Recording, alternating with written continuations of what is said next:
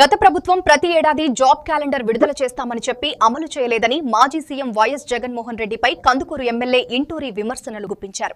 రాష్ట్రానికి కొత్త పరిశ్రమలు పెట్టుబడులు తీసుకురావడంలో విఫలమయ్యారని, కమిషన్ల కోసం ఉన్న కంపెనీలను కూడా తరిమేశారని, ఉపాధి అవకాశాలు లేక వేలాది నిరుద్యోగులు తీవ్ర ఇబ్బందులు ఎదుర్కొన్నారని పేర్కొన్నారు.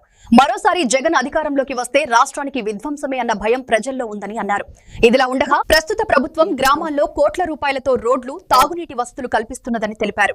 వలేటివారిపాలెం మండలం అయ్యవారిపల్లి వద్ద 100 ఎకరాల్లో ఎంఎస్ఎంఈ పార్క్ ఏర్పాటు చేయనున్నట్లు వెల్లడించారు. ఏ విధంగా తీసుకొస్తా ఉన్నారో మనందరం కూడా ఒకసారి దేశంలో ఏ రాష్ట్రంలో లేని పెట్టుబడులు ఈ రాష్ట్రానికి వస్తున్నాయంటే ఈ రాష్ట్ర ముఖ్యమంత్రి గారి పట్ల వాళ్ళకున్న ఒక మంచి ఆలోచనతోనే ఈ రాష్ట్రానికి ప్రపంచంలోనే ఒక గూగుల్ పరిశ్రమ మన రాష్ట్రానికి తీసుకొచ్చే దాంట్లో ఈ రాష్ట్ర ఐటీ శాఖ మంత్రులు ఏ విధంగా కష్టపడ్డారో అందరూ కూడా చూస్తూ ఉన్నారు.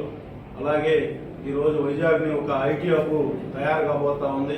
అలాగే మన రాష్ట్రంలో కూడా మీరందరూ కూడా క్వాంటమ్ టెక్నాలజీతో మన అమరావతిలో కూడా ఆ బిల్డింగ్లు కూడా స్టార్ట్ అవబోతూ ఉన్నాయి. ఇవన్నీ కూడా శ్రీ సిటీ కానీ అలాగే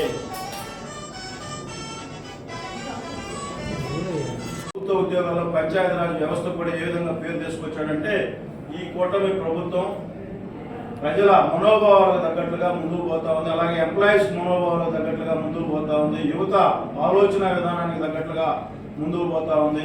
మీరందరూ కూడా గమనించాల్సిన అవసరం.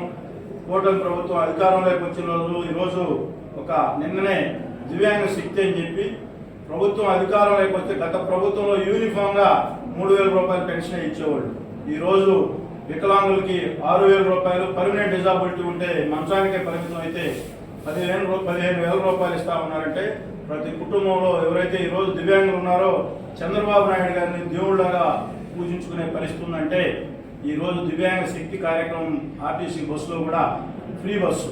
నిన్న వాళ్ళ ముఖాల్లో సంతోషం చూస్తూ ఉంటే కూటమి ప్రభుత్వం ప్రతి మన గ్రౌండ్లో ప్రతి ఒక్కరికి ఏదో ఒక విధంగా ఉపయోగపడతా ఉంది. ఈరోజు స్త్రీ శక్తి కానీ ఉద్యోగులు ఉన్నారో లేకపోతే చిన్న చిన్న వ్యాపారాలు చేసుకునే వాళ్ళు ఉన్నారో వాళ్ళందరికీ అవకాశం కల్పించే ఎంఎస్ఎంఈ పార్కులో ఉపాధి అవకాశాలు యువతకు కల్పించాలని ఒక మంచి పెద్ద ఉద్దేశంతో ఈ రాష్ట్రంలో ప్రతి 175 నియోజకవర్గాల్లో ఎంఎస్ఎంఈ పార్కులు ఏర్పాటు చేయాలని చెప్పి గౌరవ ముఖ్యమంత్రి గారు ఆల్రెడీ కొన్ని నియోజకవర్గాల్లో ఏర్పాటు చేయడం కూడా జరిగింది.